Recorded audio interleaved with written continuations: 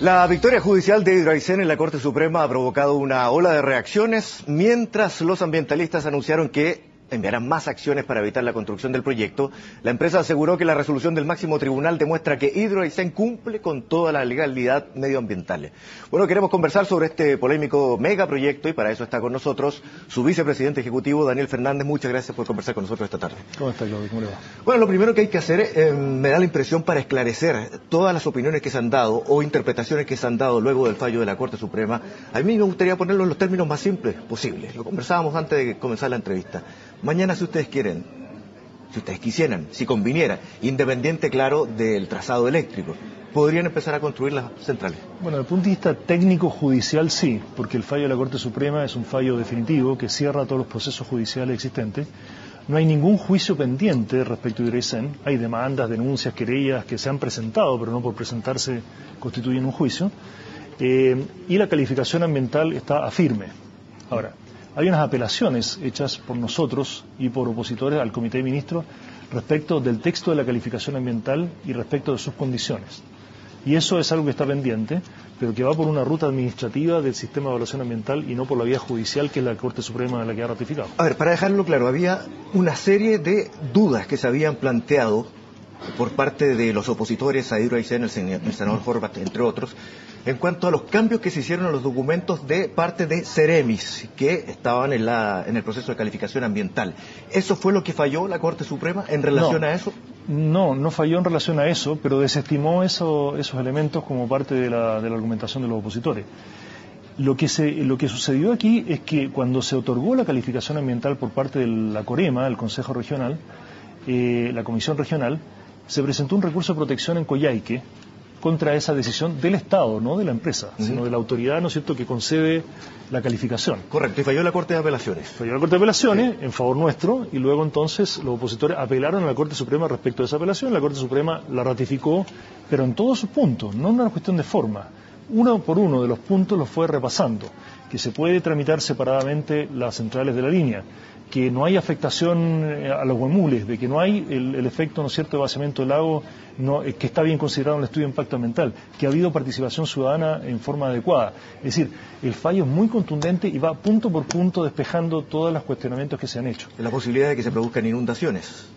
Sí, que también estaba considerado. Pero así también es. Era importante, por eso se lo decía, que estas otras reclamaciones que se habían hecho en cuanto a los procedimientos de los Ceremis también habían sido desestimados por la Corte Suprema. Bueno, la Corte Suprema dice que hubo una completa legalidad en todo el proceso que se llevó a cabo.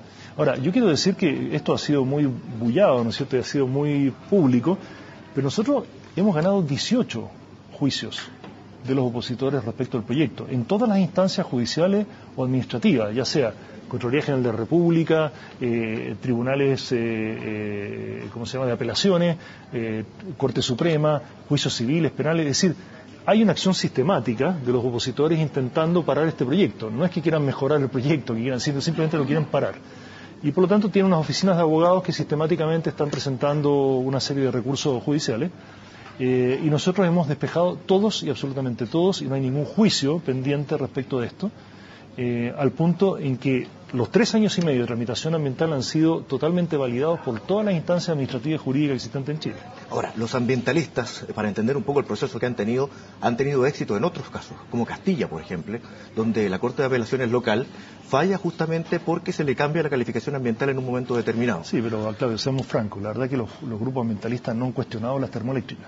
O sea, Castilla es una decisión muy localizada. No hemos visto campañas, no hemos visto todo el financiamiento que hay, no hemos visto los bufetes de abogados dedicados al tema termoeléctrico. Y eso es una contradicción, porque al final, cuando no se hacen hidroeléctricas, se terminan haciendo termoeléctricas. Y las termoeléctricas emiten gases de efecto invernadero, son nocivas finalmente para el país por las emisiones. Y por lo tanto, desde el punto de vista ambiental, las alternativas hidroeléctrica, nuclear y termoeléctrica están claramente en favor de la hidroeléctrica. Entonces, yo justamente lo escuché hoy día en una declaración que hacía una radio, entrevistado por una radio, y usted hacía una comparación entre lo que significa la construcción de megacentrales como Hidroaicén, lo que necesitamos de acuerdo a los niveles de crecimiento del país, y lo que significaría no hacer hidroeléctricas versus centrales termoeléctricas o nucleares. ¿Cuál es la comparación ahí? Bueno, Hidroaicén equivale a 7 centrales termoeléctricas de gran tamaño o a 4 centrales nucleares. De eso estamos hablando. Entonces, cuando hay personas que se imaginan que con unas turbinas eólicas o unas placas solares vamos a resolver el problema energético de Chile, es completamente absurdo. O sea, no resiste ningún análisis desde el punto de vista numérico, una cosa como esa. De hecho, la aspiración máxima que hemos encontrado, incluso de los ambientalistas, es llegar a un 20% de energías renovables no convencionales en la matriz. Y la pregunta es qué pasa con el 80% restante. Ustedes entrevistaron en la mañana a Hugh Rudnick, que es un académico, ¿no es cierto?, de la Universidad Católica, muy calificado a nivel internacional, que decía justamente eso. En las grandes ligas compiten las hidroeléctricas, las termoeléctricas y las nucleares. El resto de las energías son complementarias. Y además son intermitentes, operan mientras hay viento, mientras hay sol. Entonces, hay que tomarse en serio el debate energético y entender de que no se necesita solo un hidroaicén, se necesitan 4 o 5 hidroaicén en los próximos 15 años. Ahora, en relación a eso también había dudas, porque los ambientalistas no se oponen a todas las centrales hidroeléctricas, sino a las grandes centrales hidroeléctricas ubicadas en parajes como el de Aysén. Sí. Pero hay centrales de paso que también podrían solucionar el problema de alguna forma, ¿no? Bueno, cuando yo me refiero a las energías renovables no convencionales, me estoy refiriendo a las centrales hidroeléctricas de paso también, que estamos hablando de 20 megawatts, 10 megawatts, 5 megawatts. Aquí estamos hablando de 2.750 megawatts. En ese sentido, proyecto... 100 minicentrales. Si uno quisiera hacer 100 minicentrales, la verdad es que el daño ambiental para los ríos, porque las minicentrales también tienen el problema que desvían el río. Entonces, el impacto ambiental de hacer 100 minicentrales en muchos ríos de Chile es mucho peor que hacer una gran central, o 5 centrales como es el caso. Déjeme decirle que el área de inundación de las 5 centrales juntas equivale a un 70% del lago Rapel. O sea, el impacto de inundación es absolutamente mínimo. Digo esto porque yo he escuchado términos como destrucción de la Patagonia, que son absolutamente desproporcionados. Esto es menos del 0,05% de la superficie de la región de Aysén. Pero usted señala entonces, para entenderlo bien, el que como Hidroaicén necesitamos 5 o 6 más de aquí a los próximos 15 o 20 años, y por lo tanto 5 o 6 más procesos como el que hemos llevado ahora. Bueno, si usted ve el proceso de Castilla, este proceso, recién vimos el parque eólico de Chiloé también, que ha sido objeto de... Resulta que en términos teóricos... Por la ubicación, no por el tipo de energía. Exactamente. Bueno, pero es que eso significa que también las eólicas, en algunos lugares, ¿no es cierto?, tienen que tener restricciones porque tienen efectos ambientales. Entonces... y sobre los pájaros, ¿no es cierto?, sobre el paisaje. Entonces, el tema es complejo. Yo creo que sí es cierto que no se ha debatido en profundidad suficiente qué matriz energética nosotros queremos y cuáles son los impactos ambientales de las diferentes soluciones. Ahora, los opositores han llevado esta discusión a los tribunales entre jueces y abogados, lo cual yo respeto mucho, pero no estoy seguro que sea ese el mejor debate, ¿no es cierto?, para resolver los temas energéticos del país. Pero es una política nacional, entonces, la que se haya llevado mal. Junto a la institucionalidad también, en que se resuelven, por ejemplo, cuando se aprueban los impactos ambientales de los proyectos. Bueno, hay una institucionalidad definida que ha sido aprobada democráticamente por el Parlamento chileno, con iniciativas de los gobiernos anteriores también. O sea, este es un proyecto que ha pasado por la tramitación de 2 administraciones y ha pasado por todas las instancias de servicios públicos, siguiendo la institucionalidad vigente. Ahora, si alguien cree que la institucionalidad vigente no es adecuada, por supuesto que proponga los cambios que se merezcan, pero la institución ambiental es bastante nueva, está recién... Sí, por eso, pero yo se lo pregunto a usted, por justamente la judicialización de todos estos procesos. ¿Quiere decir que algo está fallando también en la institución, de la manera en que se resuelven? Yo lo que veo es que hay grupos que no les gustan determinados proyectos, que en este caso, ¿no es cierto?, no les gusta que se intervenga la Patagonia, lo cual puede ser muy legítimo. No sé si hay un cuestionamiento de la institucionalidad completa, no lo he visto. Si lo hay, los parlamentarios tienen las atribuciones para presentar proyectos de ley, ¿no es cierto?, y pedir el auspicio del Ejecutivo para tramitarlo. Mientras tanto, las reglas del juego son las reglas del juego, porque si no, ¿cómo hacen las empresas para definir sus inversiones si no mirando las reglas del juego y tratando de cumplirlas? Vamos a separarnos en una pausa comercial, pero seguimos conversando. Por ejemplo, ¿qué viene ahora con el Comité de Ministros? ¿Qué significa en cuanto a las reclamaciones que tienen los ecologistas, el senador Horvath? ¿Y qué significa también para ustedes? Porque también hay reclamaciones de parte de Hidroaicén ahí. Vamos y volvemos. Seguimos conversando con Daniel Fernández. Dejamos planteada una pregunta respecto a lo que significa el Comité de Ministros para, por supuesto, los ambientalistas, los recursos que se han presentado, pero también para Hidroaicén. Sí, la resolución de calificación ambiental de la Corema regional, de acuerdo a la institucionalidad vigente, puede ser apelada en términos de observaciones al Comité de Ministros. O sea, uno puede hacer reclamaciones al Comité de Ministros de cosas que considera que no estuvieron adecuadamente representadas. Nosotros hicimos 20 reclamaciones. porque la redacción de la resolución de calificación ambiental nos parece ambigua en muchas partes y nosotros queremos que haya claridad completa de cuáles son las exigencias que la empresa debe cumplir para cumplirlas y que el día de mañana no se abran espacios de discusión sobre si cumplimos o no cumplimos. Hay una exigencia que consideramos también desproporcionada y exagerada, que incluso tiene un efecto ambiental negativo, pensamos nosotros. Entonces, hemos dado toda esa argumentación al Comité de Ministros. También los opositores... ¿Dentro de las medidas de mitigación que se les exigen? Sí, sí, sí.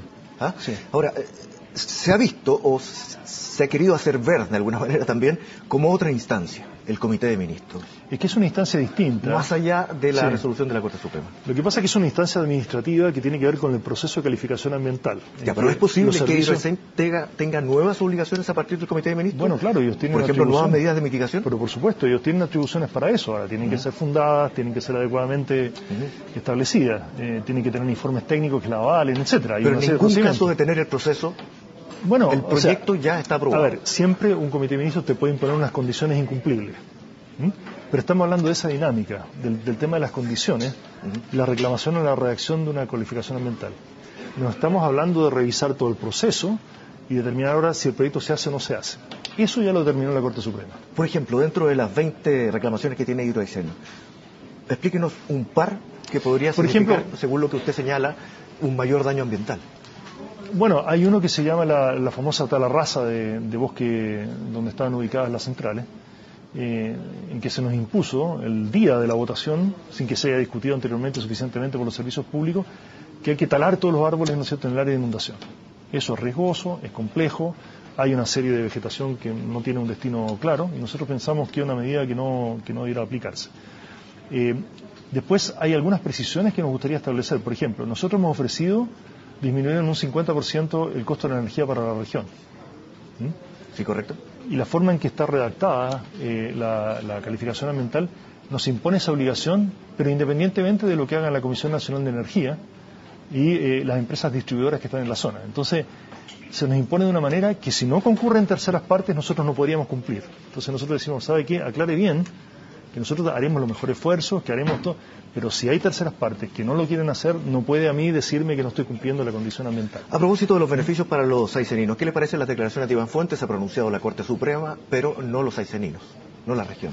Bueno, la verdad es que hubo un proceso de participación ciudadana en que se presentaron más de 1000 consultas y planteamientos. Nosotros hicimos participación ciudadana anticipada y luego hubo todo un proceso. Y algunas de esas participaciones son las que están apeladas, ¿no es cierto?, al Comité de Ministros. Por lo tanto, de acuerdo a la institucional vigente, hubo participación. Nosotros, en el caso de la línea de transmisión, hicimos una participación ciudadana anticipada. Ya les mostramos la línea a ellos, ¿no es cierto?, las comunidades hemos recogido su punto de vista. Sí, correcto. Ahora, él se está refiriendo... Comenzó el verano... En diciembre. En diciembre, en diciembre, ¿no? sí. ¿Cómo le fue en ese proceso? ¿Cuánta gente fue la consultada? Bueno, bien, son gente que se va a ver afectada por el paso de la personas. línea de transmisión, ¿no? Claro, afectada o incluso a veces beneficiada, en el sentido de que había gente que nos decía, bueno, si va a pasar la línea por aquí, pásela por mi terreno y indemníceme y compénseme y eso a mí me conviene. Otra gente que dice, no, a mí me afecta porque entonces el valor de mi terreno cambia, etcétera. Por lo tanto, hay muchos casos. Ahora, cuando hablamos del tramo entre Cochrane y Chaitén, bueno, hay muchas localidades rurales que son relativamente pequeñas por donde pasa y nosotros recorrimos cada una de esas localidades, donde en algunas viven cientos de personas, para explicar el proyecto y hemos recibido observaciones y comentarios del trazado, de las torres, de la ubicación, de las medidas de mitigación y esa es la que estamos considerando para incorporar en el estudio de impacto ambiental a presentar a fines de este año. Yo le preguntaba también por Iván Fuentes porque encabezó o estuvo como vocero de un movimiento muy fuerte que ha significado cambios también y una negociación muy difícil para el gobierno y por lo tanto para ustedes también podría significar una oposición muy fuerte en Aysén. Bueno, la verdad es que lo que viene a hacer Hidroaicén es a resolver gran parte de las demandas, ¿no es cierto?, que ahí se han planteado. Por ejemplo, la conectividad. Nosotros hacemos una inversión de $400 millones previa a la construcción del proyecto en puertos, aeropuertos, caminos, mejoramiento, ¿no es cierto?, de la ruta austral. Nosotros otorgamos becas de estudio, mejoramos los sistemas de salud para nuestra gente. Instalamos un frigorífico para que los trabajadores puedan consumir, ¿no es cierto?, su alimento, ¿no es cierto?, de ganadería de una manera en unos estándares más altos. Por lo tanto, si uno mira desde el punto de vista del desarrollo regional, que es un desarrollo estancado, y así lo han planteado los aiceninos, nosotros sentimos que nuestro proyecto, también el de energía austral, más bien vienen a solucionar esos problemas y a contribuir con esas situaciones que afectarlas. Ahora, ¿con ellos se ha conversado? No formalmente, no hemos tenido conversaciones con ellos, pero queda mucha agua todavía bajo el puente para conversar. Aquí se va a necesitar alimentación, se va a necesitar transporte, se va a necesitar pesca, se va a necesitar ganadería. toda esa actividad económica nosotros la vamos a repotenciar y por lo tanto necesitamos conversar con ellos. ¿Qué le pareció ayer cuando sale el fallo de la Corte Suprema? Daba la impresión que la gente de Hidroaicén celebraba, pero fue inmediatamente opacado por la noticia de las acciones que tiene el juez Pierri, que falló a favor en Endesa. Mire, la verdad es que yo... ¿Le hubiera gustado que fuera de otra forma? Bueno, yo escuché al juez Pierri los comentarios que hizo hoy día aquí mismo, ¿no es cierto? Ustedes lo reportaron y bueno, él ya dio su opinión. Yo creo que yo no puedo agregar mucho sobre eso. Lo que sí me llamó la atención es que a los minutos de producir el fallo se tuiteara desde el periodista de Patagonia Sin Represa esta situación y que sin embargo nunca antes los opositores hubieran intentado recusar al juez sabiendo y teniendo este antecedente, ¿no es cierto?, en la Corte Suprema. Eso me sorprendió. Pero insisto, ¿le hubiera gustado que fuera de otra forma? Bueno, yo creo que a lo mejor no tuviera ninguna relación con la empresa. Los opositores buscan siempre usar los elementos y aquí tomaron un elemento que obviamente que explicado como lo han explicado en la opinión pública causa alguna duda y eso no contribuye al proceso, evidentemente. Ahora, ¿el juez ha fallado en contra de proyectos de Endesa anteriormente?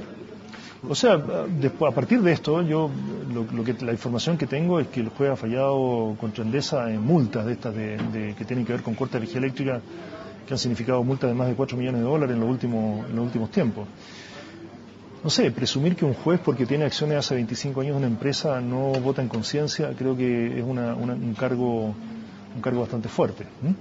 Pero bueno, es legítimo que se discuta el punto, es válido. ¿Cuántos años llevan o tomó el proceso? Claro, todavía falta lo del comité de ministros, etcétera, solamente para la construcción de las centrales. El estudio de impacto ambiental tuvo una tramitación de casi 3 años. ¿Cuánto va a tomar lo que queda, que es fundamental? Bueno, espero que menos. Trazado. Espero que menos. La verdad que ha sido un proceso bien largo. Chile necesita energía, necesita líneas de transmisión. Quiero aprovechar de decir que las energías renovables no convencionales, la eólica, la solar, las centrales de pasado, también necesitan líneas de transmisión y no las tienen hoy día para poder hacer sus proyectos. Entonces, mientras más tiempo tome, peor para Chile. O sea, la verdad que los inversionistas siempre tienen alternativas de inversión, que su proyecto se atrase 1 o 2 años no les afecta mayormente, pero sí a Chile le va a significar, ¿no es cierto?, postergar en el tiempo la entrada de sistema energético muy importante. Ahora, los próximos 2 gobiernos van a tener, evidentemente, desafíos muy fuertes en materia energética, porque no están entrando a tiempo los proyectos que van a dar abastecimiento eléctrico. Ahora hay otro desafío. Claro, está construir el tendido eléctrico, la línea de transmisión, pero también está el proyecto del gobierno, que se dejó claro cuando se lanza el proyecto de aquí a los próximos años, que es la llamada carretera. Así es. ¿Cómo va a fusionarse entonces el proyecto de Hidroaicén? ¿Cómo se presenta un proyecto de impacto ambiental si no se tiene claro todavía cómo se va a unir a lo que proyecta el gobierno? Buena pregunta y no tengo respuesta, en el sentido de que efectivamente nosotros necesitaríamos saber dónde vamos a poder entregar nuestra energía. O sea, no es responsabilidad directa de una empresa tener que construir todas las líneas de transmisión para llevar la energía de su proyecto a los centros de demanda. Pagará un peaje la empresa, pagará, ¿no es cierto?, a otros actores, etcétera, pero si cada empresa tiene que construir su línea, estamos en un problema. Por lo tanto, nosotros necesitamos también saber, de aquí a fin de año más o menos, dónde nos vamos a conectar, dónde vamos a entregar nuestra energía y bajo qué condiciones.